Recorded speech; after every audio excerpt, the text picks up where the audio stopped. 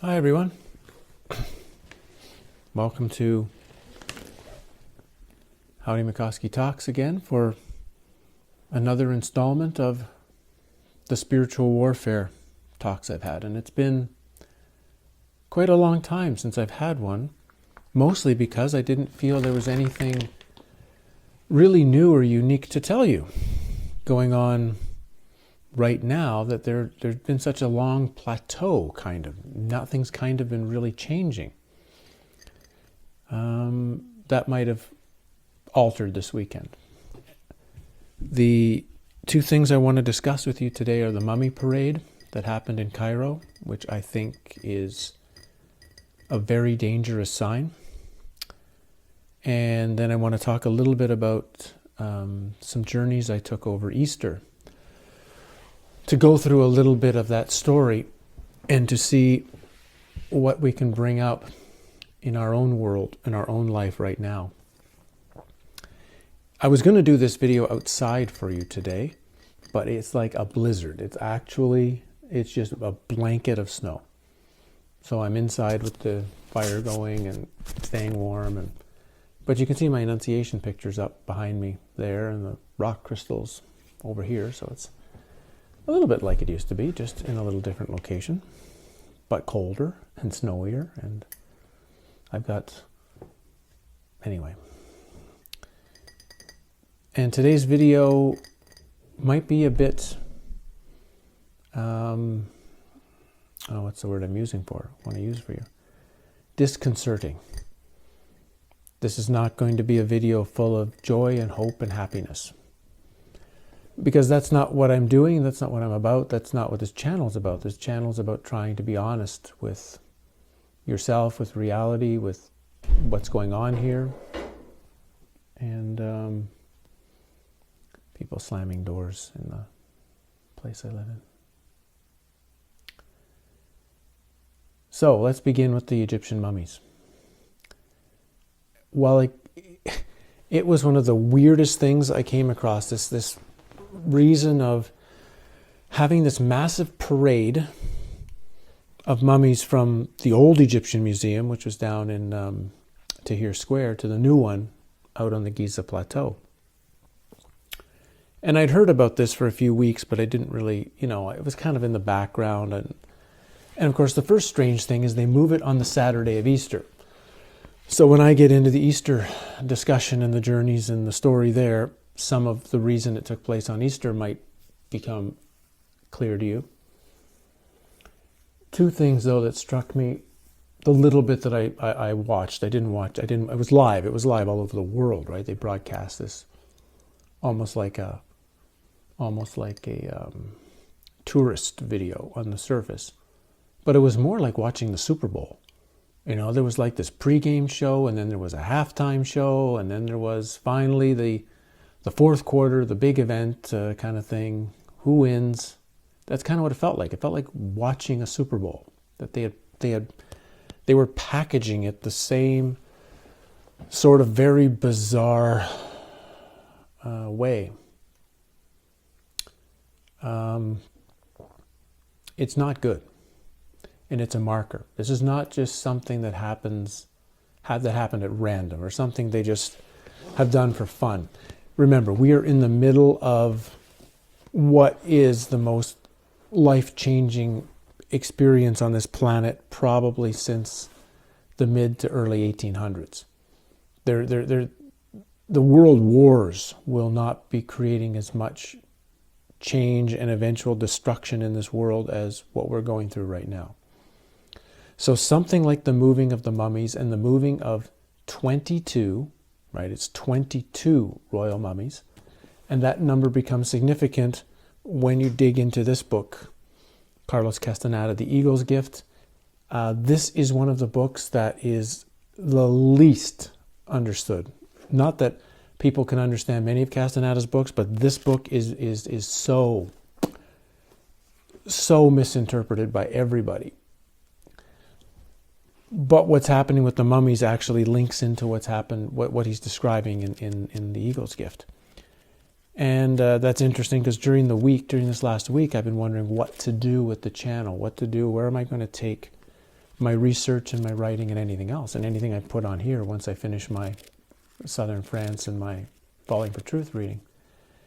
And one of the ideas came across of maybe I should try to see if I can put the Eagle's Gift into more understandable language for people, which would take 2,000 to 3,000 words. I had written a 40-page chapter on the Eagle's Gift, which was going to go into Falling for Truth, but there's no way I could try to explain it in 40 pages. There was just no chance. So I took it out, and it's just sitting as a article of notes still. Anyway, that mummy parade is issuing in. It's the marker point of a new world happening, and that they're moving them from Tahrir Square out to Giza is also extremely symbolic. I mean, the mummies are back.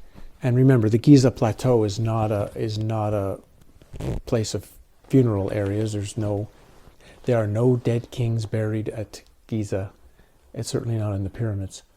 They're not supposed to be. That's not what they're for. But the energy, the energy, and what those things actually represent, do link to the whole story of why mummification was happening. And you can, I don't want to go into it here. You can read my book. Power then, if you really want to go into it, but it's all about delaying returning to this reality. But anyway,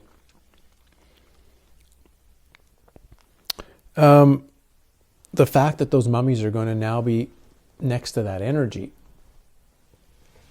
means they might be activated somehow. They might be. I'm not saying they're going to rise up from the dead and they're going to start walking around or something, but perhaps energy that was locked in with those mummifications, or things that were kept in place with those mummifications, might now be free. And I tried to look into the 22 mummies that were moved, because to me the main mummies that would be potentially activated, they would try to reactivate Akhenaten, perhaps Tutankhamun, and anyone else that might be associated with that particular period of the dynasty. But of course, you're dealing with Ramsey mummies and Thutmosis mummies, and I'm now not really sure how we should view that period of time, how we should view that hi Leonard, how we should view that time of Egyptian history, whether it might not be as good as I had originally tried to put into my Egypt books. Hey, buddy, want to be on TV? Hey, want to be on the camera? Camera's there, Leonard. You can say hi to people. I know you're saying hi to me, but you can say hi to the people. You can say hi to the people there.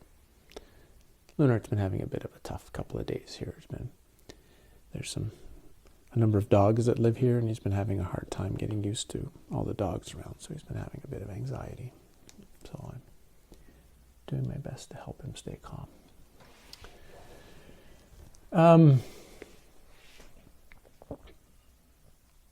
It's a marker point. It's very clearly a marker. I can't say exactly what it's a marker for, but it's not good. The world does not, and all of the world's media does not present something like this in order to create a really nice energy for humans. That's not what this is for.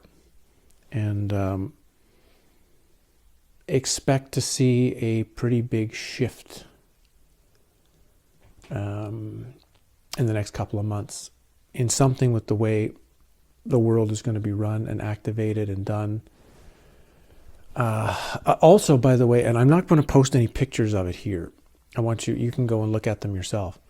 But you can sit on my lap, Leonard, if you want. I don't want you necessarily on the table. The chariots that had the mummies, because they made the cars kind of try to look like a chariot, right? And in front of that was a group of 10 people walking in a pyramid-like fashion, of which the first 6 or 7 were all women. And if you look at the pictures of these women that were walking, they're carrying these orbs, or these half semicircle orby-like things, but they look zoned out. Like they when I saw the pictures of them, they looked like Stepford wives.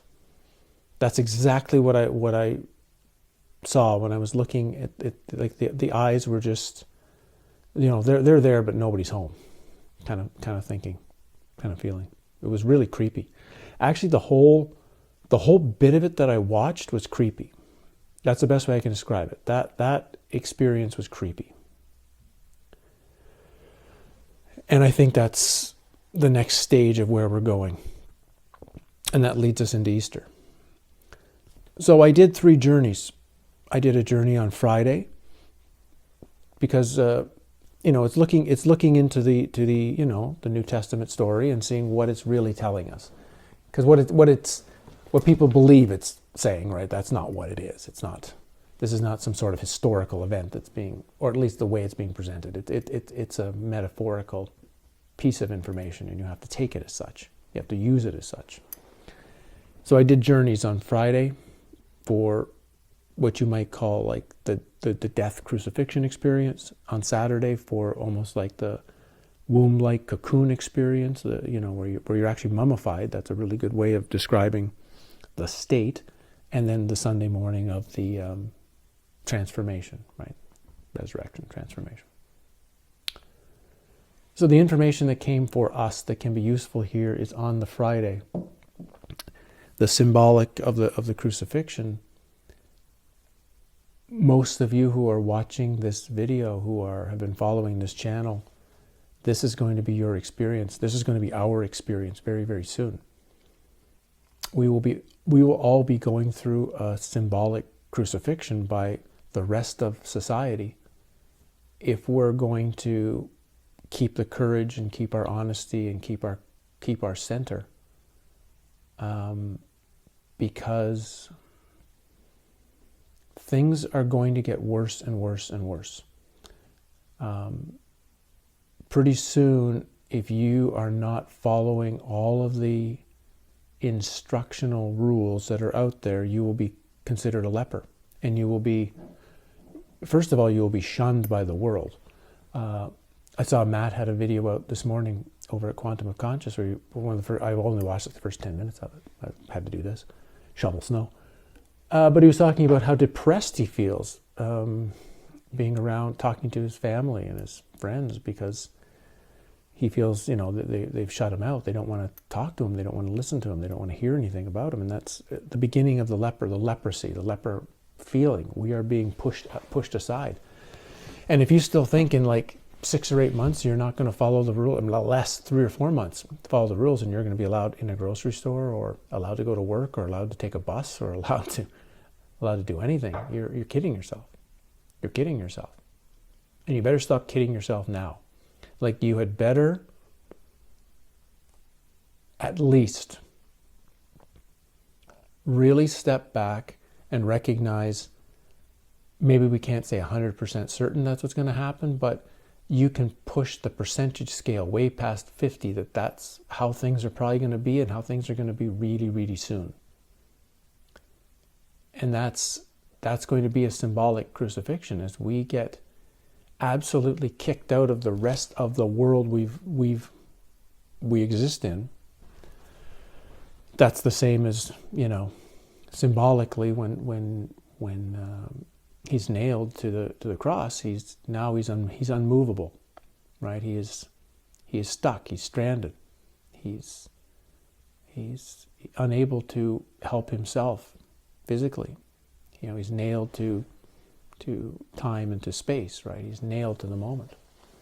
And that's going to be in our own way. We're all going to go through our own experience. So the message I got from Friday was that this story is not a story you should be reading as a book. This is a story you need to take very, very personally. This is the story that you are reading in that text is about you. You are the character. What's happening to that character in that story is going to be happening to you likely quite soon.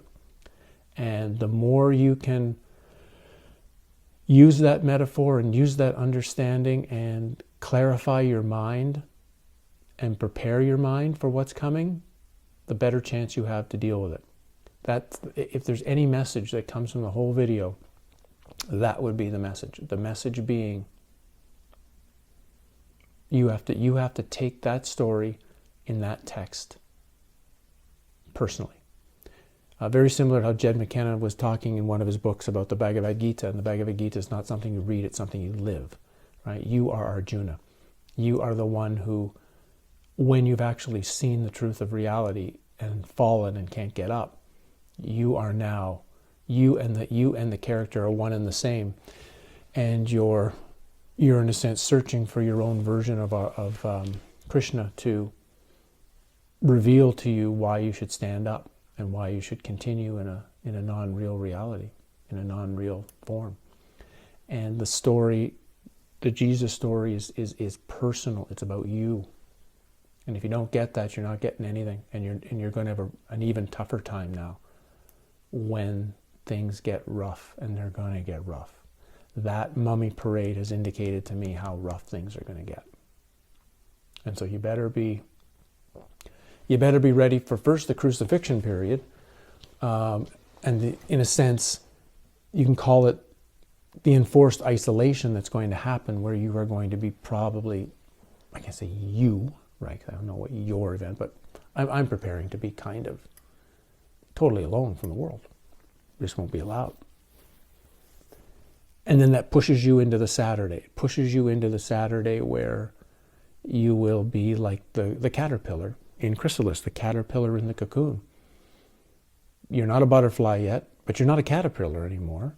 You're something halfway in the middle, and you're just in this bridge point. And there's nothing you can do. You're just waiting. You just have to be patient and wait. And that's going to be another part of this step is you're going to have to, in the patient part of this, as you've gone past, you've realized, there's been a type of death, crucifixion's happened, you've been cut off from normal activity. Now you're going to be in like a limbo land. You're going to be in this space.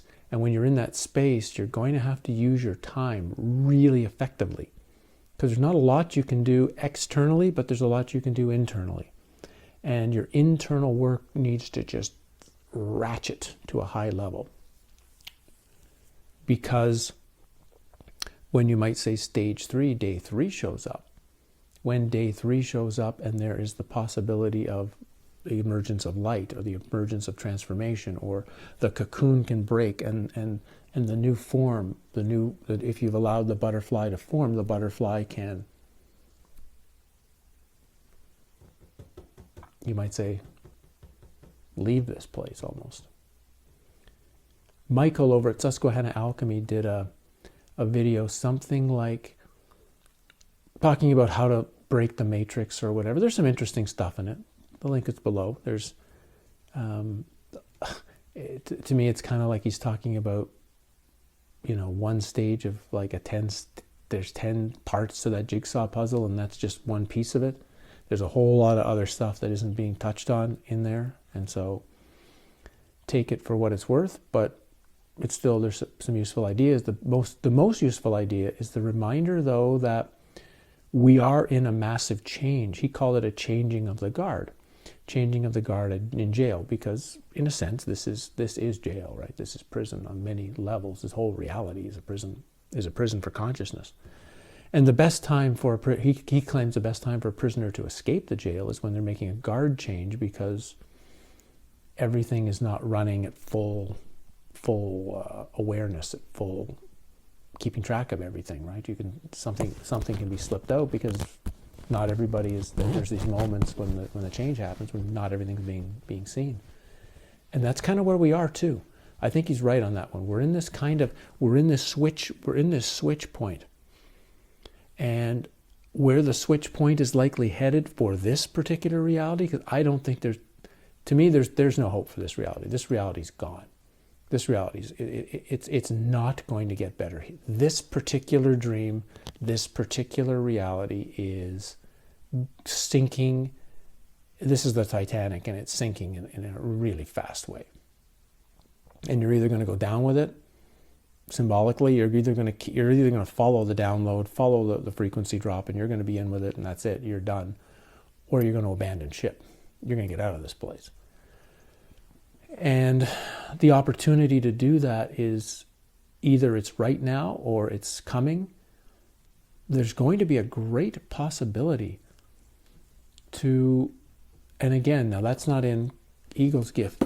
Where's Castaneda talking about that? He's talking about that at the start of Fire from Within, where he's talking about how many, something like how the many Toltec societies, people of knowledge, helped potentially entire cities and villages just leave during one of the last crazy changeovers of our world.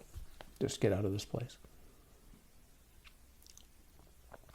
And I don't necessarily mean get out of this place to escape it. I mean to recognize that as long as you're in prison, your journey can't continue. You can't, if part of your journey is to go to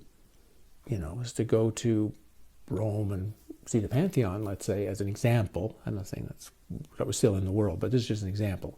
If you're in the world, that was a key journey you had to take, but you're in prison, well, you're not at the Pantheon. You have to first get out of prison. Once you're out of prison, well, you're not done. You have to do what you said you were going to do, kind of thing. And that's kind of symbolic, I think, of where we are here. Symbolically, we are not so much per se in prison. We're in a place where our consciousness is being constantly mesmerized and constantly focused on this particular reality, so that we've forgotten that we're not supposed to be here. We got tricked in, this is a very Gnostic thing. We got tricked into being here. The Gnostics are very clear that this whole world is hell, a type of simulation, a type of simulated world. And souls or consciousness got tricked into entering this place. And a big part of the exit is untricking yourself, right? It's like when you know how the magician does the trick, when you know how the magician saws the woman in half, you can still go see the show. It still can be interesting, but you're not fooled. You're not sitting there, oh, how did he do? I got to see this again. I know he does that. It's really cool, and he does this, and the thing slides out, and the woman goes into this part, and yeah, it's a great trick. It's really, and you can marvel at how well it's done, how well it's been put together, how well the illusion has been packaged, which is a part of this. This reality is sick. You might say insane. We'll call it insane. The reality is insane, but it is also amazingly put together. It is, if you're studying the dream, which is what a lot of people are doing, it is quite amazing. The more you study it, the more amazing it gets.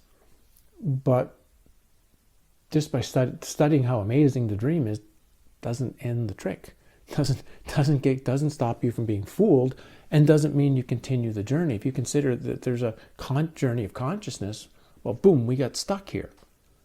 We got tricked into being here, and we've been here for who knows how long. And the job is simply to get untricked and back whatever the journey of consciousness is supposed to be. That's how I think a Gnostic would describe it, or how an ancient would describe it. Shaman might describe it. And so that story that I went through at Easter, and the journeys that I took, and the information that came is telling us that a bit. On the one side, there are these transformative moments. There's these times of symbolically leaving one dream into another, leaving one experience into another experience, leaving one level of frequency into another, into a totally different level of frequency that no longer has anything potentially to do with this one. But that's not going to happen. That story doesn't just magically appear on Sunday. It first goes through the Friday, a pretty harsh day. It goes through a Saturday, the mummified day, until finally the Sunday can come. You can't just go from Thursday to Sunday. You've got to go through all the stages. That's part of it. It's alchemy. You can't just rush to Rubedo and be done. You've got to go through Nugredo, you've got to go through Albedo, and then you can get to Rubedo. Right? You have to go through the 3 stages. Rose's pyramid on Jacob's ladder that I'm reading on Falling for Truth. You can't just jump to the top of the pyramid. You have to go through the stages. And then you have to not get stuck in the stage. You can't just go through a stage, have some things get better, and think, well, I'm done. You know, that's the standard spiritual community, spiritual teachers and gurus out there. They've moved themselves a little bit up, usually in the first pyramid. They're doing a bit better, and now they've turned it into a business and sort of like a cult, and they're getting a ton of money and importance and focus, but no one's really going anywhere because they're still so low in the work. So you have to take that ideas. That's something that's coming out of this. You've got to, well, it's going to be tough and it's going to be difficult if you're prepared for it. And if you're prepared for the stages that will come potentially for you, and those doorways, then you got the chance to take them. If you're not prepared for this, you'll be stuck on Friday. You'll be stuck there. You'll be nailed, and that's it. So I wanted to share this with you because it's not a lot of hopefulness necessarily, certainly not a lot of hopefulness short term, and no hopefulness for this reality at all, zero. Like I said, there's if you're going to keep having or wanting to have an experience in this type of reality, if you don't feel you're done yet with earth-based experience, then I don't think you're really going to want to keep this one. You're going to want to shift to a parallel reality, an alternate reality, a deeper level of a pre-simulated reality, or something that's less insane, because the insanity level now, that mummy parade has showed me we are going to be kicking in a new level of stupidity worldwide. It's and it's not going to change. It's not going to change. What it would take to actually overcome the gears and the mechanisms and the things that are in place for where this reality is going, well, of course, it could be done. It would take such amount of energy and human awareness and human consciousness, and that's just it's beyond where humans are right now. Maybe in 6 months or a year we'll be surprised. I don't think so.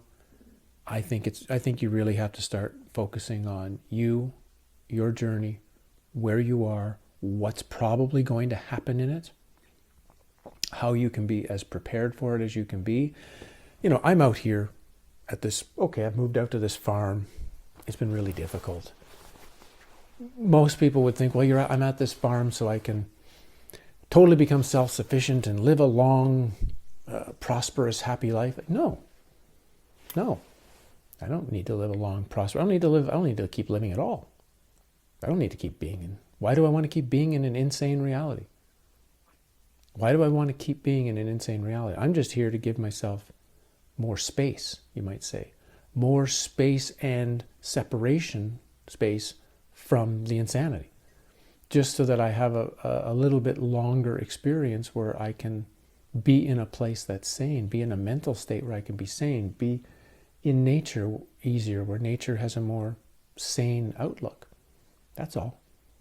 I don't need this to be longer. I don't need to be living here for any longer, in this dream longer, but I do want to keep living it with as much complete sanity as possible, or with as much of a decrease in external insanity being brought into my world, because the more sane and still and aware you can be, the better chance there is of the work of going inward, the work of knowing yourself, of knowing the dream, and more importantly, to be aware when the doorway makes itself clear, to be aware when the Sunday transformative moment or transformative experience or transformative possibility is there.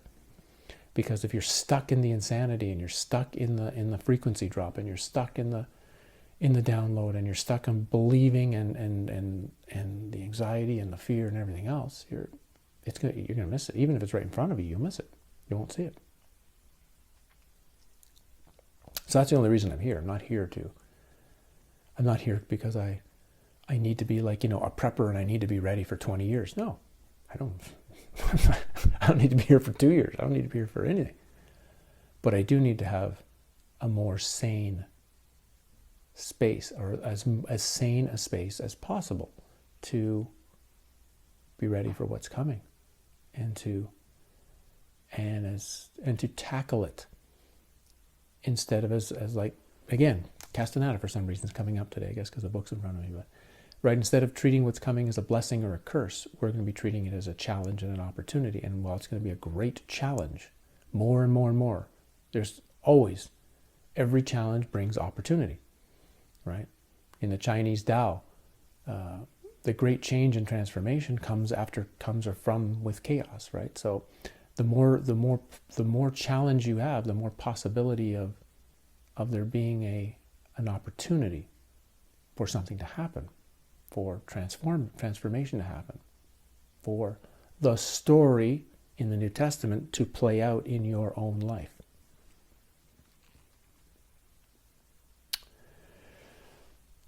Okay, I think that's good for today. I just had a couple of ideas in my head and I wanted to get them out to you. The next chapter, Falling for Truth, I've already read it, or the next part of the chapter, so I'll put that up like tomorrow or something, tomorrow or Wednesday. It's a good piece. It's a really good piece of moving into the second pyramid and dealing with that. A couple more pieces to go before that's completed. Not much else really, I don't think. Maybe next weekend I'll get another Southern France piece done. So I'll leave it there. Thanks for tuning in, as they say, on the big tube, and don't take this, don't get down from this.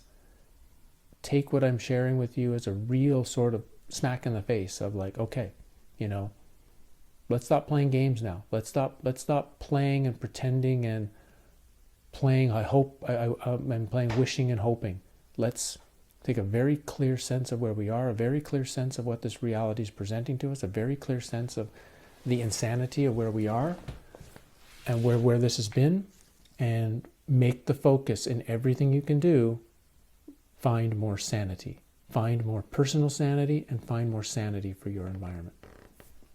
Cheers.